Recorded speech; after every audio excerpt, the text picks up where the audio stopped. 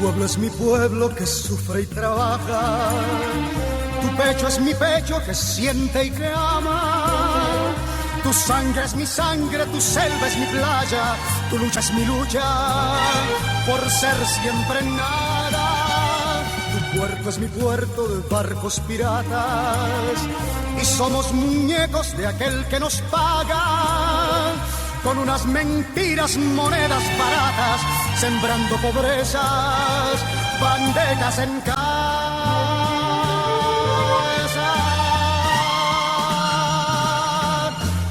Yo quiero un pueblo que ría y que cante. Yo quiero. Muy buenos días a todos nuestros queridos radioescuchas. Les hablamos desde este su programa, Voces de la Soberanía.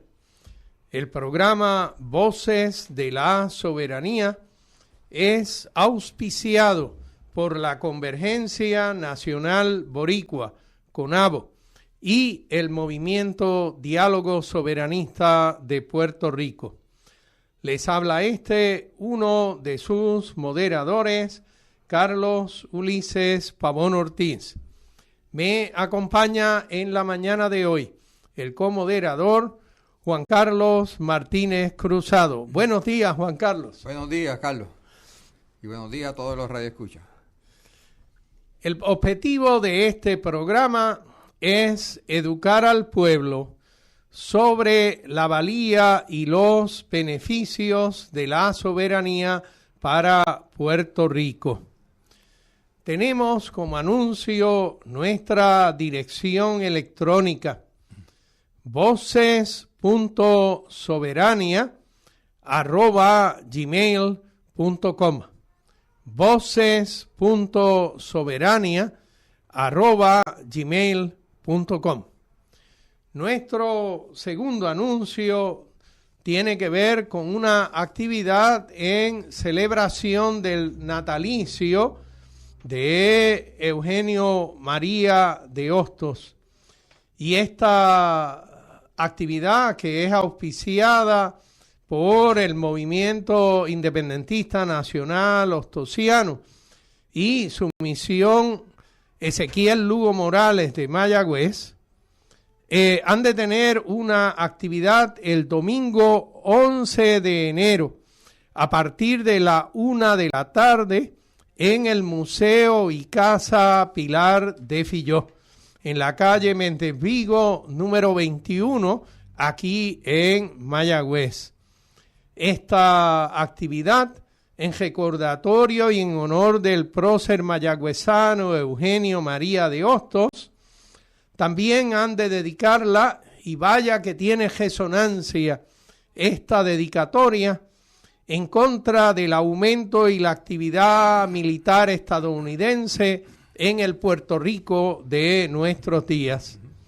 La señora Sonia Santiago, líder de Madres contra la Guerra, ha de ser una de las exponentes en ese día, en la actividad. Así que en la Casa Pilar de Filló, domingo 11 de enero, a la 1 de la tarde, están todos cordialmente invitados. Eso es el domingo siguiente, no es mañana, sino el domingo siguiente. Exactamente, el próximo domingo. Ahora, hoy también hay una actividad muy importante, que es que tras el estado de emergencia que ha ocurrido en Venezuela, con el bombardeo que ha hecho los Estados Unidos al interior del país, en los cuales ya se han documentado civiles muertos y heridos, pues hay una manifestación frente al Tribunal Federal en Chardón a las 4 de la tarde. Y de acá, del área oeste, estará saliendo una guagua, comenzando a las 2:30 de la tarde, desde la Plaza del Oeste en San Germán. Esa guagua parará en Mayagüez, donde está el viaducto, a eso de la 1 de la tarde, y a la 1:30 habrá llegado al McDonald's de Añasco. ¿ok? La cuestión es que sabemos que del viaducto de Mayagüez al McDonald's de Añasco, pues eso son unos 15 minutos, pero se está dando un tiempo para que la gente pues se monte a la guagua y eso. Pero entonces quiere decir, si usted está en San Germán, debe estar a las 2:30 en la Plaza del Oeste, o si está cerca de San Germán. Puede estar a la 1 en el viaducto de Mayagüez para coger la guagua, puede estar a la 1:30 allí en la luz del McDonald's de Añasco, o a las 2 de la tarde puede estar en la Plaza Ferran, en Aguadilla. Plaza Ferran en Aguadilla. En Aguadilla, ahí va a estar, ahí va a llegar la guagua, va a detenerse también por un tiempito para recoger a las personas que estén deseosas de ir a protestar contra este ataque que no ha sido provocado, ¿no? Sino que se ha atacado de forma unilateral y realmente ni siquiera han presentado pretexto, ¿eh? Porque han dicho, que si son narcotraficantes, pero ellos mismos admitieron que estaban interesados en el petróleo, y el mismo Estados Unidos dijo, Donald Trump se ha metido el embuste, que todo el mundo sabe que es un embuste, pero a él como que no le importa, ¿no? De que el petróleo de Venezuela le pertenece a Estados Unidos. O sea, qué cosa tan ridícula, pero eso es lo que él dice y va a buscarlo allá. Así que se ha convertido en un delincuente internacional. En asesino, sí. en pícaro, pillo, porque la apropiación de 2 tanqueros de nacionalidad que no son estadounidenses es también apropiación ilegal, y ahora es bombardeo y asesinato de civiles en una población civil, porque el bombardeo es a Caracas. Sí. Así que es un asesinato de civiles. Y eso es lo que es el actual presidente de Estados Unidos. Y eso viene después de estar bombardeando yolas, que no dudamos que algunas de ellas pues estuvieran cargando droga, pero aún esas que están cargando droga, pues les corresponde un arresto y les corresponde un juicio. Ahí lo que ha estado ocurriendo han sido ejecuciones extrajudiciales, sin ningún tipo de juicio y asesinato, sí, no son ejecuciones. Y ha habido evidencia de que cuando menos algunos de ellos han sido simples pescadores. Y de hecho, sobrevivientes de los bombardeos luego fueron bombardeados hasta ser asesinados en el medio del agua, en violación de lo que es unas leyes reconocidas internacionalmente de asistencia a marinos que estén en condiciones precarias. Sí, personas indefensas completamente. Eso es asesinato. Eso es asesinato. Sí. Eso es asesinato. Y interesante que Estados Unidos ha estado bien dispuesto a enseñar videos de cuando bombardean esas yolas, pero el caso de estas 2 personas que quedaron vivas y estaban sosteniéndose de los restos que quedaban de su yola, allí flotando en el agua, ese video en donde los asesinan, eso no han querido ponerlo en el dominio público. Y tenían, videos de todas las otras cosas, así que ellos han monitorizado, aún el bombardeo hay monitorización aérea y satelital de lo que está ocurriendo sobre el territorio venezolano. Pero claro, cuando la verdad se pudiera tornar en algo en contra de lo que es el deseo de abusar y de asesinar, entonces estos que se nombran justos en sus reclamaciones, ahora se tornan simplemente, no es ni tan siquiera mercenarios, se tornan en una mafia. Y es lo que propiamente está ocurriendo. Quisiéramos tratar el tema del día. Y el tema del día le tengo por título Venezuela, 2 puntitos. Tiranos, traidores, tiranos asesinos, foráneos, petróleo y otros recursos naturales. Y me gustaría iniciar esta discusión diciendo que Estados Unidos eligió en noviembre del 2024 eligió un convicto como presidente. La realidad es que el actual presidente Trump de los Estados Unidos fue encontrado culpable de 34 violaciones en su propio estado por un jurado de sus pares, porque fue por jurado, no fue por decisión del juez. Y esos jurados tienen que llegar a una determinación unánime. Unánime. Entre 12 personas. Entre 12 personas encontraron que en ese momento lo que era el llamado candidato presidencial Donald Trump era propiamente no tan solo culpable, era culpable de todos los cargos que le encontraron sobre mentiras al tomar préstamos y a las agencias y a los bancos que propiamente le prestaron el dinero. Bueno, y fraude. Era un fraude. Fraude y documentación falsa en documentos oficiales. Así que él, que más luego cuando deciden y lo encuentran culpable, ahora los jueces, que no fueron solamente el juez en el caso de Nueva York, también juez en el caso de Georgia, también juez en el caso de Colorado, encontraron en diversas ocasiones posteriores que el presidente había incurrido en actividad delictiva para tratar de evitar el traspaso de poderes del 2020 y que estos jueces y estos jurados habían encontrado que el presidente había violentado disposiciones constitucionales que excluían la posibilidad de un convicto como líder del gobierno federal. Bueno, y no solamente a ellos, también ha perseguido al fiscal Smith, de apellido Smith, que lo estaba investigando por el asunto de los documentos confidenciales que él se llevó a Mar-a-Lago, de forma, ¿verdad?, que eso no, él no tenía permiso para eso, y luego cuando fueron a pedírselo, él negó que él los tuviera y los tenía allí. O sea, le mintió a los fiscales y a los investigadores que él tenía los documentos.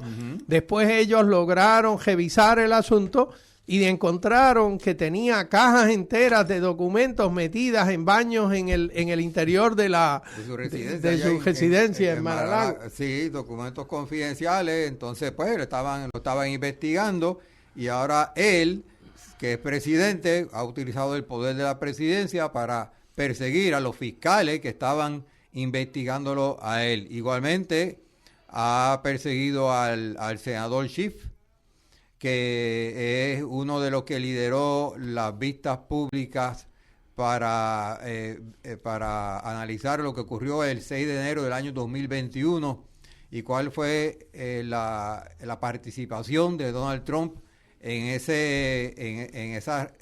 insurrección que acabó con la muerte de 5 personas.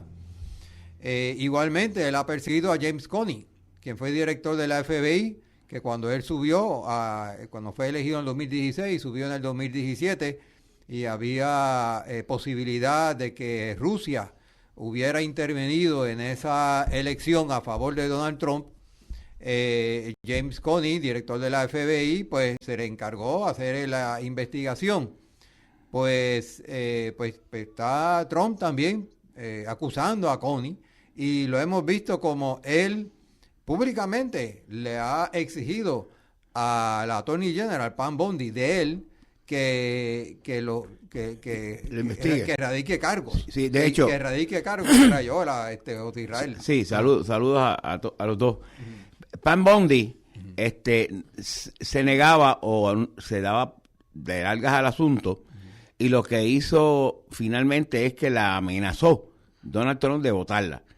Ante esa situación, los fiscales que estaban a cargo y que no querían actuar porque no tenían ninguna evidencia contra Comey, decidieron o votarlo o salirse. No está claro.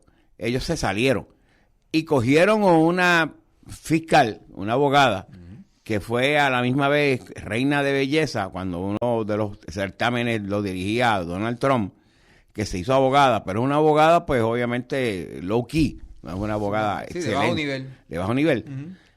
Y ella fue la que llevó los casos como fiscal del Departamento de Justicia.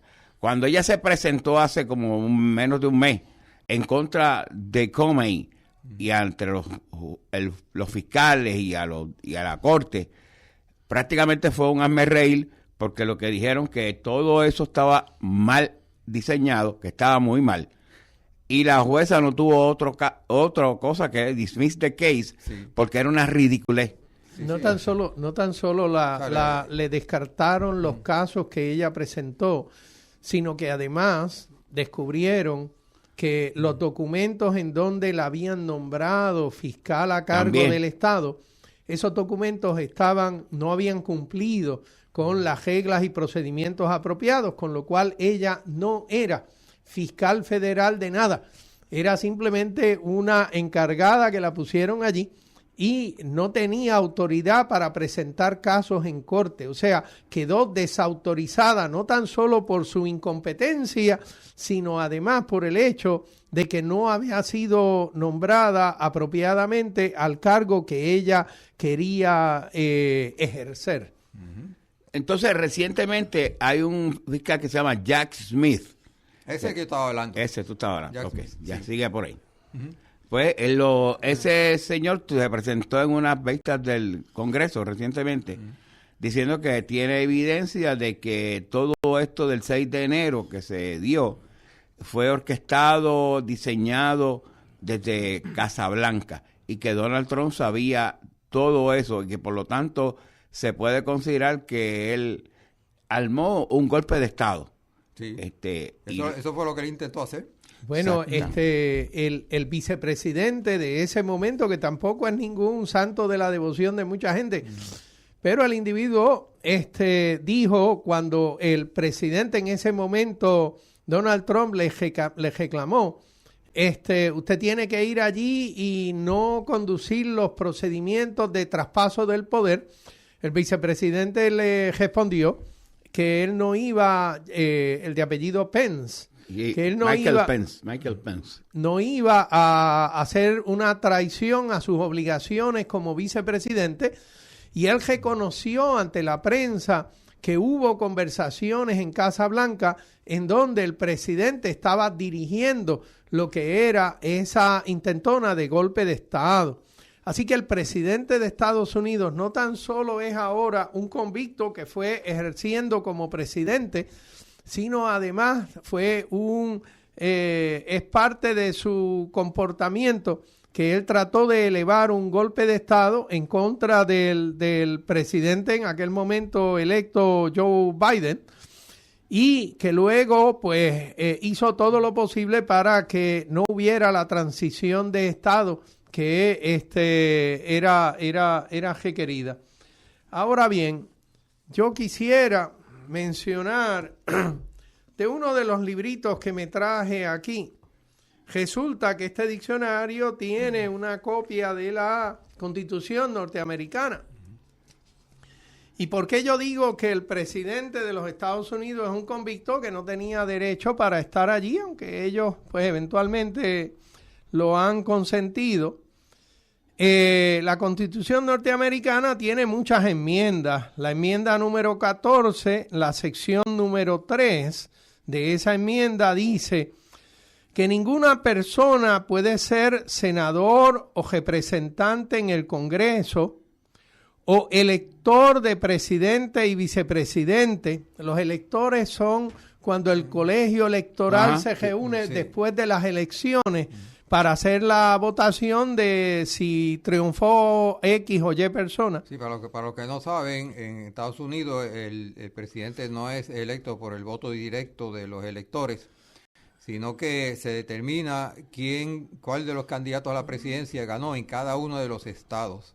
Entonces, ese estado envía unos delegados, que estos son los electores de los cuales estamos hablando, a una reunión que se hace en diciembre, no recuerdo si es diciembre 14 o algo así, en donde entonces ellos allí hacen una votación y eligen el presidente como tal.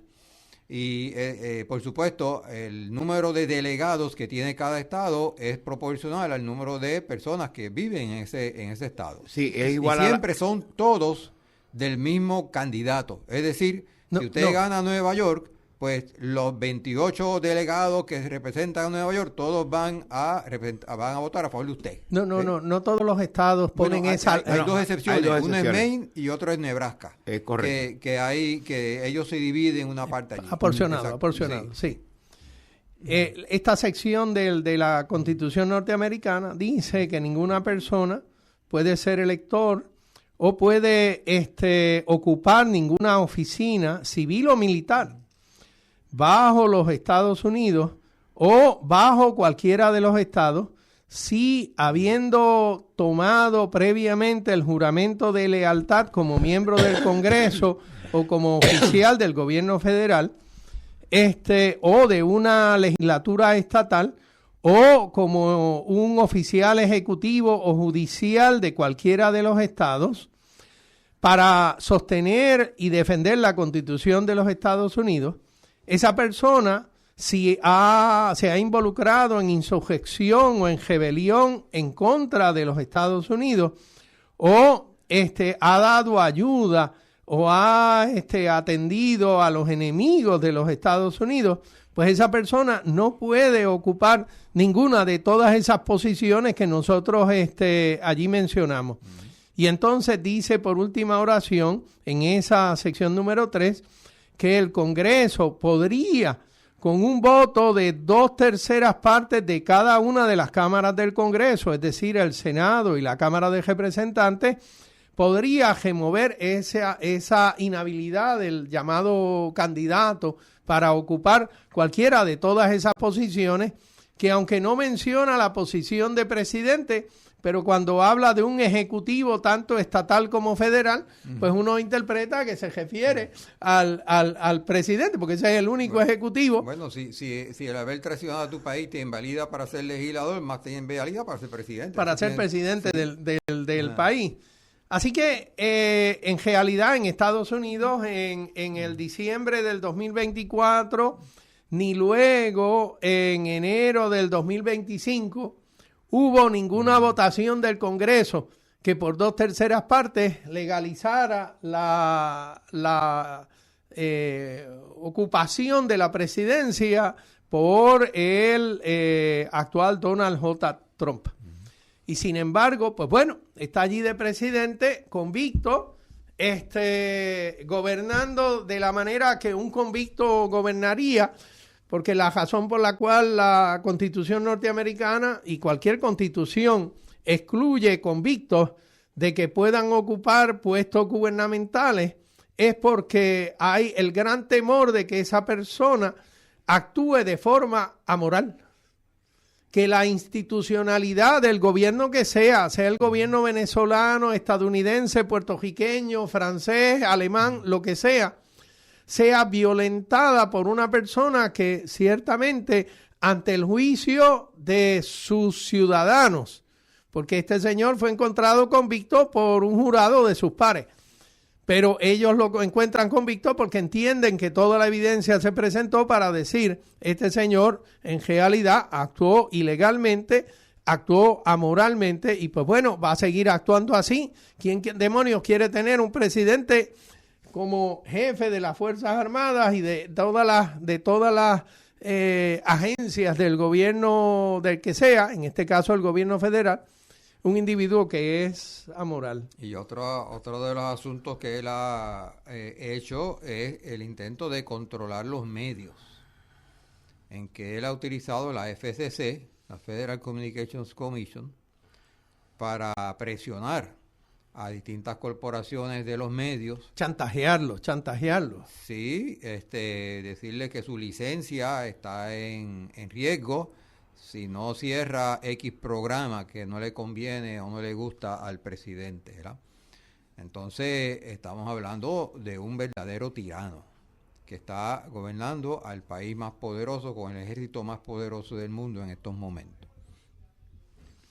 Él lleva casi un año gobernando y violando lo que serían instituciones tanto jurídicas, legislativas o gubernamentales. De hecho, en violación del propio juramento, porque el juramento de él es que va a obedecer la Constitución y la Constitución dice sobre obedecer las leyes que el país haya establecido. Pero este señor, cuando los cortes de justicia le dicen usted mandó ilegalmente a esta gente a tal país, a El Salvador, a estos deportados, usted no tenía autoridad para mandarlos allá, nosotros le ordenamos que dieran vuelta a esos aviones y propiamente pues no tan solo los aviones llegaron allá, sino que por varias semanas siguieron mandando aviones cargados del asunto. En contra de la orden judicial y en contra de su propia ley que él mismo firmó, no acaban de liberar todos los documentos del caso de Jeffrey Epstein, en donde él, Donald Trump, también parece estar implicado en el tráfico y violación de niñas. De niñas. De niñas.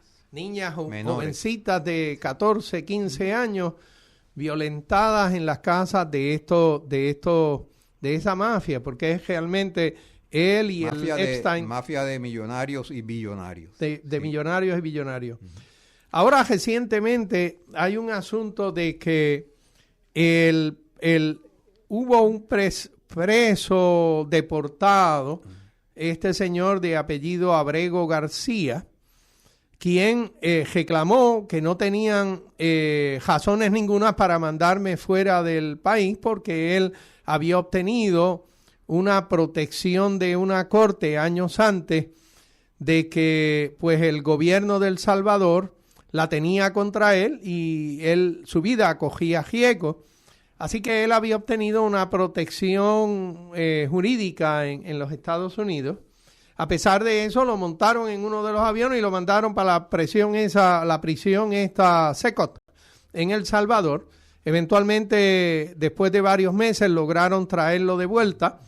Pero ahora, recientemente, se ha descubierto que el Departamento de Justicia de Estados Unidos, el Departamento de Justicia Federal, montó una campaña entre la oficina de Tennessee y la oficina central de Washington, D.C., para iniciar un proceso contra este señor y que era primera prioridad el llevar a cabo este procedimiento y encontrarlo culpable para deportarlo a donde sea. A ellos les importa un bledo si lo mandan a la Antártica o a El Salvador.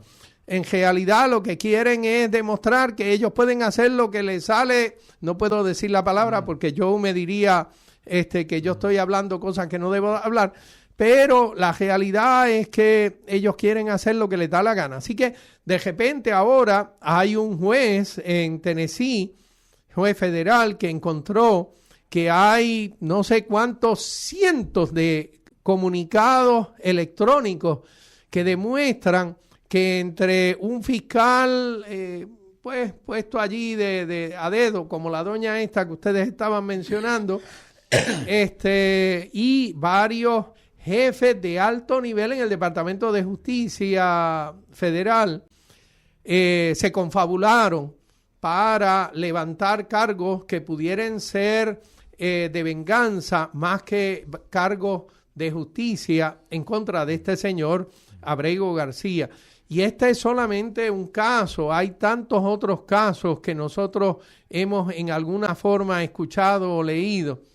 La realidad es que hay una destrucción de toda la institucionalidad en Norteamérica en el ejercicio de este presidente convicto que está actuando tal como posiblemente la Constitución norteamericana temía. Y es que una persona ejerciendo la oficina presidencial pudiera actuar de forma amoral y en violación de todas las leyes que tenga Estados Unidos. Mira, hay una de las cosas que se ha dicho aquí, y lo ha dicho precisamente a Carlos Pavón, es que estas deportaciones son fundamentalmente secuestros. Secuestros que tienen ya la etiqueta de un juicio jurídico, y que tiene una determinación judicial de la condena. Esto antes de ni tan siquiera pisar ninguna corte, porque nunca llegan a pisar una corte. Exactamente. Y a esto quiero señalarle de que todos los presidentes, yo tengo las estadísticas por ahí, las he presentado, así han deportado. Clinton, George Bush hijo, George Bush padre, pero han seguido los debidos procedimientos de ley. Te cogen a ti, tú tienes el derecho a llevar. Hay un programa que de hecho no lo hizo Biden y Donald Trump cada rato está diciendo que es el famoso Temporary Protector Status, TPS, un programa para los inmigrantes que vienen de ciertos países, Venezuela, Salvador, Nicaragua. No vamos a evaluar si esto está bien o está mal, pero ellos lo traen, los mantienen en ese sitio y ellos hacen continuamente unos procedimientos para mantener su estatus en los Estados Unidos. Pues ese programa... Lo mantienen de forma temporal por un periodo de tiempo en lo que resuelven su caso. Ese programa no comenzó con Biden, lo hizo George Bush padre, 1991. Estaba mirando las estadísticas de inmigración a los Estados Unidos y vi obviamente un gran brinco en el 91. Y es precisamente en ese 91, es como un pico, ¿verdad? Un spike, cuando tú ves la gráfica. Y te das cuenta de que ese aumento es el resultado de ese programa. Luego se ha mantenido más o menos estable, ¿verdad? Pero la gente que tiene ese estatus, haitianos, creo que últimamente de otros países de África, van y legalizan su estatus si no han cometido delitos, si no han pasado nada. Pero reclaman una protección para no ser perseguidos en su propio país. O sea, esto es una protección donde ellos dicen, bueno, pues mira, la vida mía está en riesgo, la de mi familia está en riesgo. Perdona, sigue. Sí, eso está muy bien. Es que está, y esa es la razón de ser. Y tú vas y presentas, pero aquí lo que se ha visto es que estas personas de ICE, obviamente con indulgencia y con el permiso, tú llegas a la corte para legalizar tu estatus, ya sea de tarjeta verde.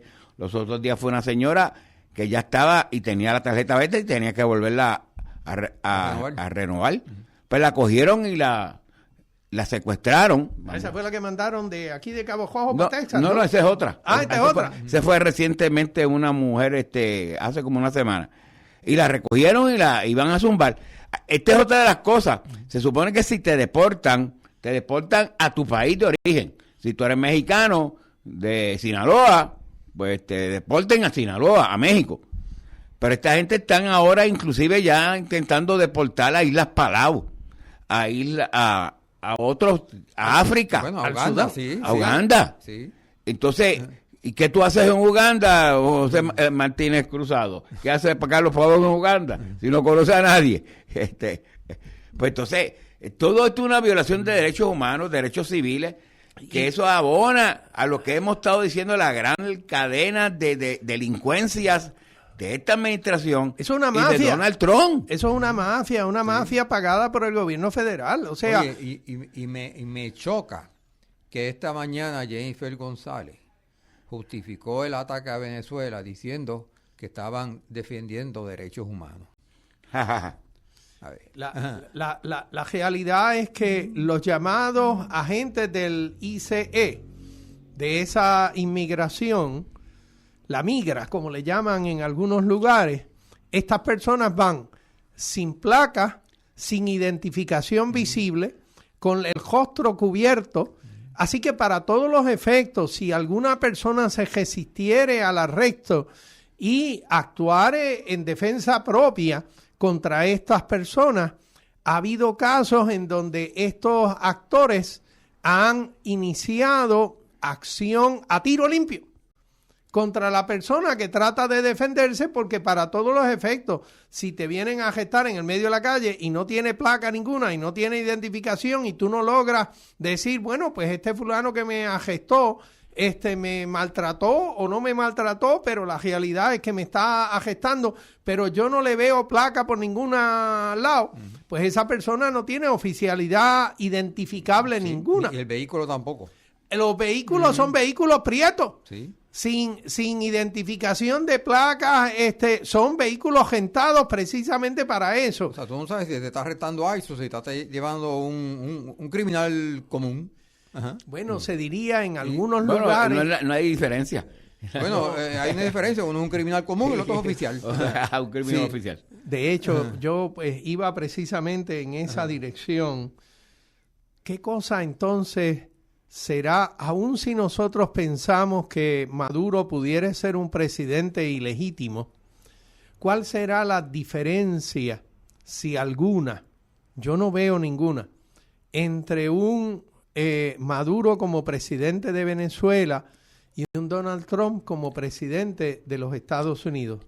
Si sacamos el asunto de la milicia que va detrás de uno y no detrás del otro, entonces la legitimidad de cualquiera de los dos, si nosotros pensáramos que Maduro no es un presidente legítimo, yo no veo tampoco legitimidad ninguna en el presidente llamado Donald J. Trump. Perdona. Sí, hay que añadirle lo siguiente. Desde que Donald Trump está en este año, ha habido una serie de perdones y clemencias. Para empezar, él condonó las cadenas judiciales que se dieron a los que atacaron el 6 de enero, a Enrique Tarrio, a otros más. Bueno, el mismo primer día. El mismo primer día. Y a todos, sin todos, excepción. Eran más de exactamente. 1.500. Exactamente, Sí. a todos. Pero hay que añadirle dos personas más. Después que estamos hablando de que si la Maduro es de los carteles de los soles, que si... Mira, hay un individuo que se llama Rush Aldrich en los Estados Unidos, norteamericano, que tenía una cadena en el internet que se llama Silk Road, la ruta de la seda. En esa website él vendía armas, él vendía la influencia de sicarios para si querías tú limpiar a alguien, pues tú lo contratabas. Vendía también drogas de diferentes tipos, ilegales. El FBI lo encausó, lo llevaron y le metieron cadena perpetua. Donald Trump le conmutó full pardon y ahora el tipo está más limpio que Juan Manuel Martínez Cruzado y que José Alameda, que tienen tickets de tránsito. Ese tipo no tiene ni un ticket de tránsito. ¿Tú puedes creer eso? Bueno, y la misma también le tiró un perdón al expresidente de Honduras, que era convicto por un tráfico de varias toneladas de droga. 400 toneladas. Uh-huh. 400 toneladas de cocaína. Era Cocaína. el expresidente de Honduras. y lo condenaron a 45 años de cárcel. Y, Por los procesos judiciales de Estados Unidos. Sí, fue en Estados Unidos. Eso fue en Estados Unidos. Y lo liberó enseguida. Este hombre no cumplió ni un año. No. El Wall Street Journal sacó una reciente información, perdona que te interrumpa rapidito, que es que hay todas estas conmutaciones de pena que está haciendo Donald Trump, es que le han pagado dinero. Y hay un caso muy insólito que me dio mucha risa, que es de una familia de influencers que son a la misma vez medios ladrones, que es el apellido Chrisley. Y ellos salieron perdonados por Donald Trump. Cuando él los perdona, la prensa le dice, ¿pero usted los conoce? Dice, no, yo no los conozco, pero vino la hija a los de MAGA y nos dio una aportación a MAGA, aparentemente es casi $1 millón. Y eso pues me dio de eso para indultarlos y espero que se porten bien. Pero no los conocía. Él vende las influencias del gobierno federal manejadas según sus intereses muy personales. Sí. Así que... O sea, lo sobornaron. Sí, ¿no? lo sobornaron, Lo exactamente. sobornaron. Y él no Y él tuvo lo ningún acepta. problema, y él no tuvo problema en dejarse sobornar, Y en aceptarlo. ni en aceptarlo. Sí.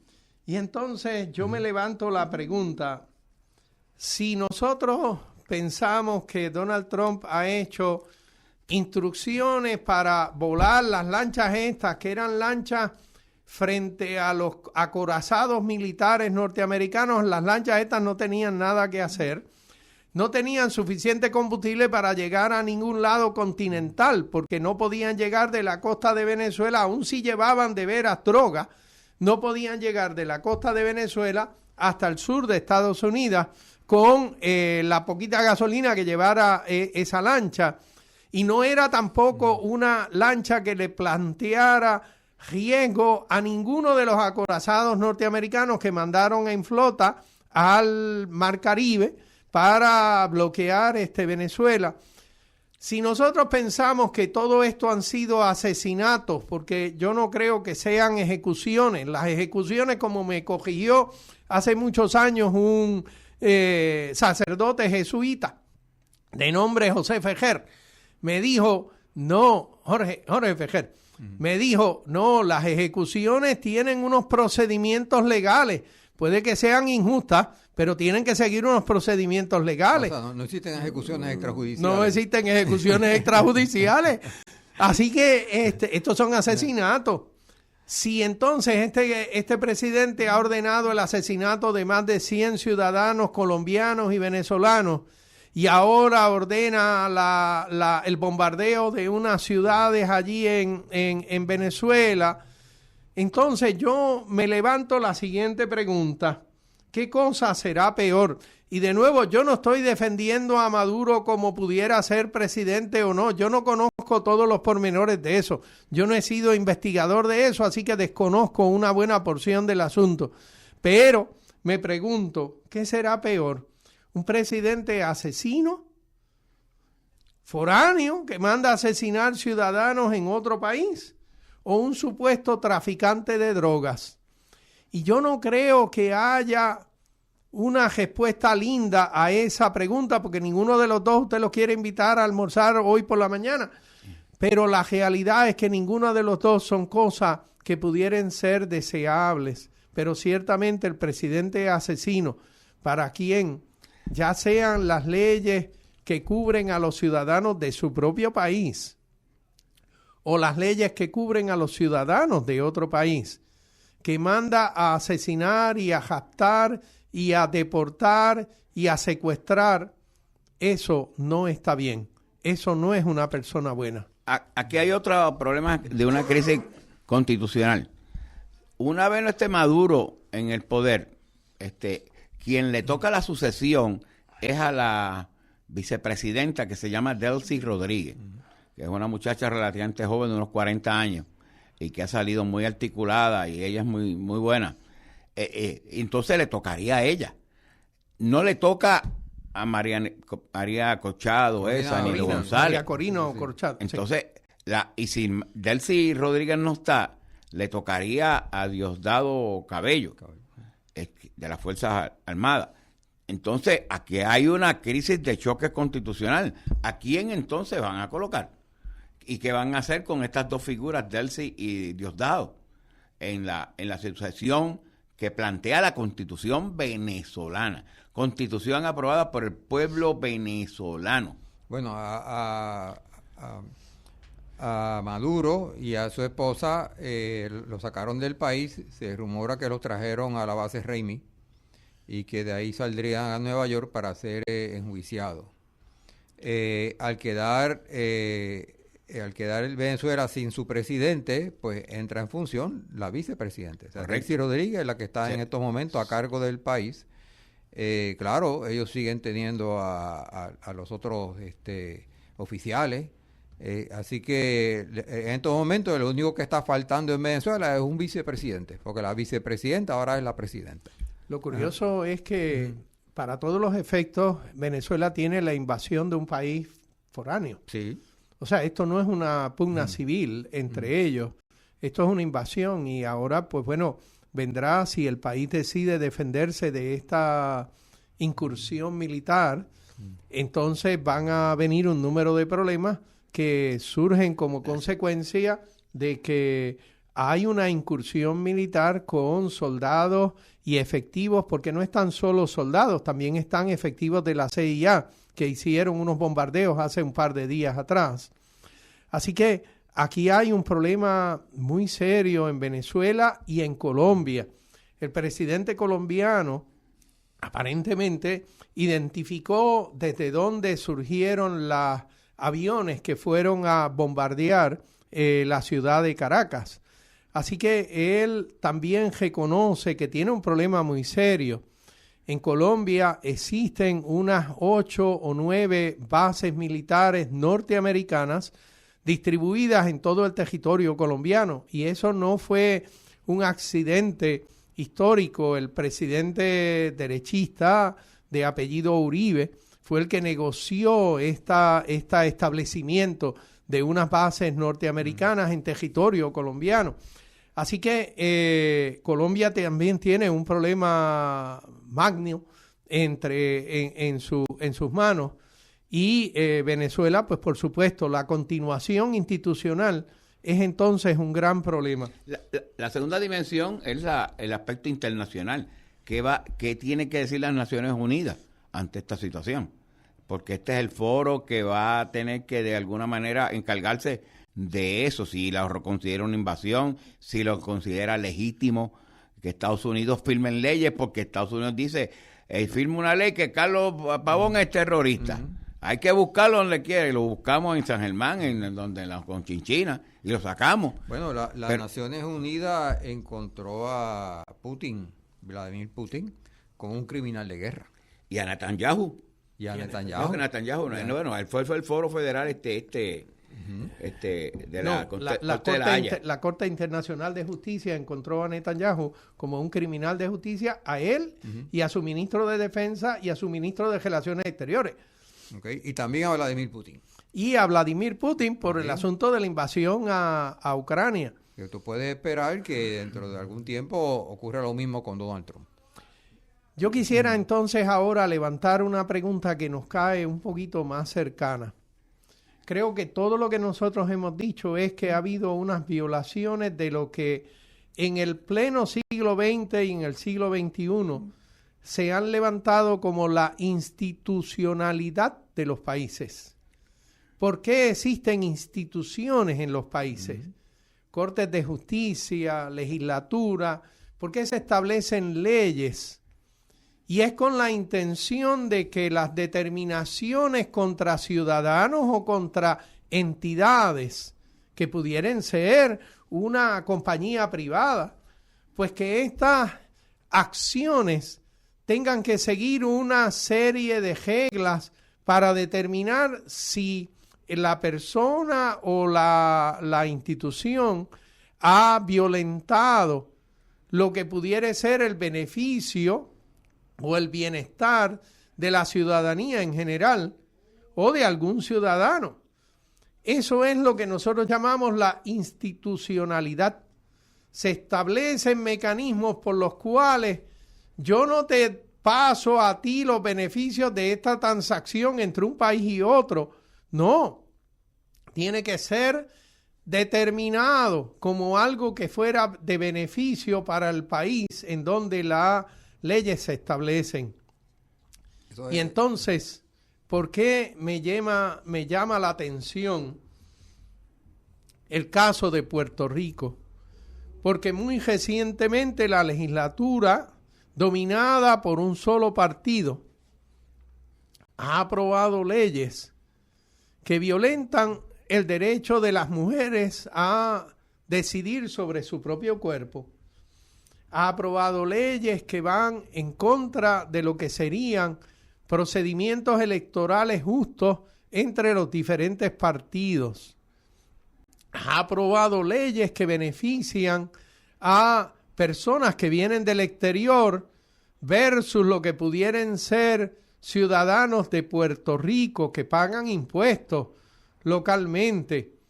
Ha aprobado leyes sobre lo que es el establecimiento de desarrollos de lujo en regiones de Puerto Rico que realmente consumirían una cantidad de recursos naturales que no serían de beneficio para la gran ciudadanía de esas regiones en donde se van a establecer estos desarrollos turísticos o desarrollos de lujo. Ha aprobado leyes que van en contra de lo que sería el acceso a la información gubernamental de manera abierta. Y ese gobierno también se ha negado a trabajar eficazmente sobre lo que pudieran ser unas privatizaciones muy contraproducentes para entidades del gobierno que eran para beneficio de los puertorriqueños, como es el caso de la Autoridad de Energía Eléctrica y otras en el país. Así que de repente nosotros tenemos una gran cantidad de cosas en donde un partido ha tratado de tomar determinaciones que no van en beneficio de los puertorriqueños.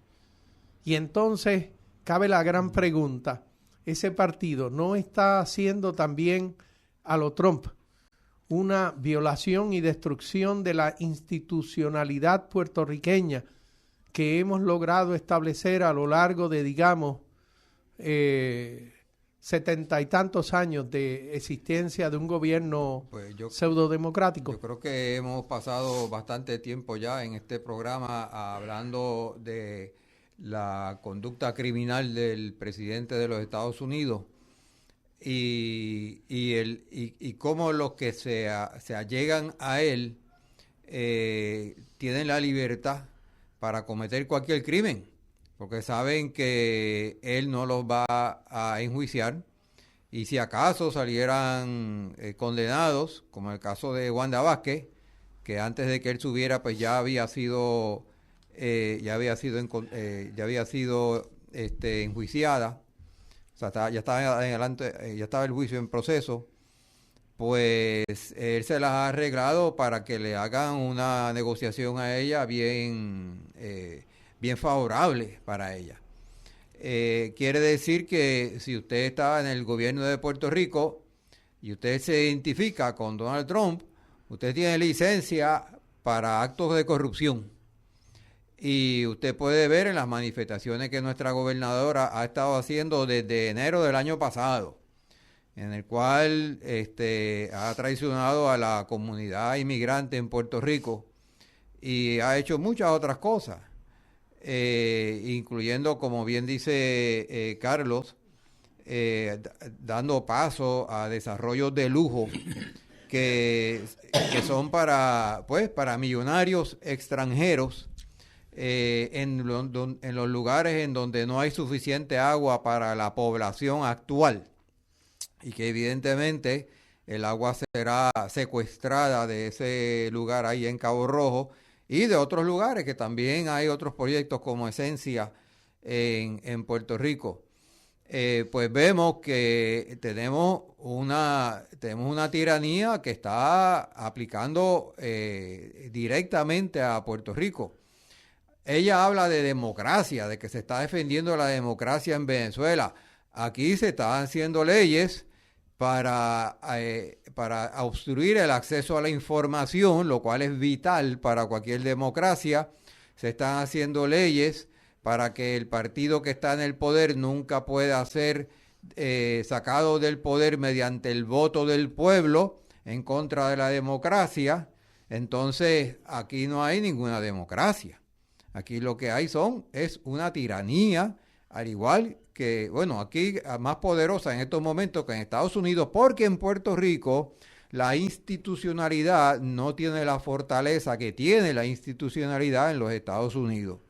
Sabemos que hay un contrato social, ¿verdad? Esto del gobierno es supuestamente un contrato social en donde el gobierno protege a los individuos y establece unas reglas de juego de cómo nos vamos a comportar. Por eso son importantes las leyes de las cuales estaba hablando Carlos, y esas leyes tienen que aplicarse de forma consistente y las instituciones son las que tienen que llevar a cabo eso. Cuando tú tienes un presidente que presiona a la Attorney General, ¿cómo es? La abogada para que persiga a algunas personas, le haga cargo, fabrique cargo, pues usted está destruyendo la institucionalidad del país y está destituyendo entonces, está haciendo un daño terrible al país.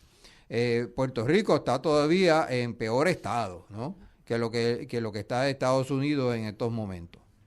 Pero la respuesta que yo he oído de Rivera Chat y de Jennifer González es una respuesta tan falta de democracia, tan agresiva, tan dictatorial. Tan fresca, hombre.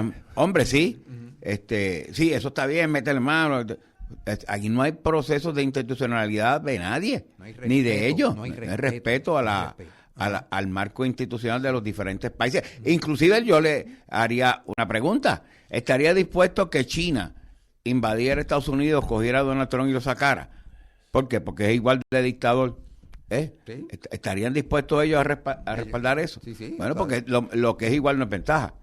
De hecho, ayer el presidente amenazó a Irán, que está al otro lado del mundo, que si ellos se atrevían a maltratar a los que protestaban, entonces Estados Unidos estaba listo para entrar en acción en contra del gobierno de Irán.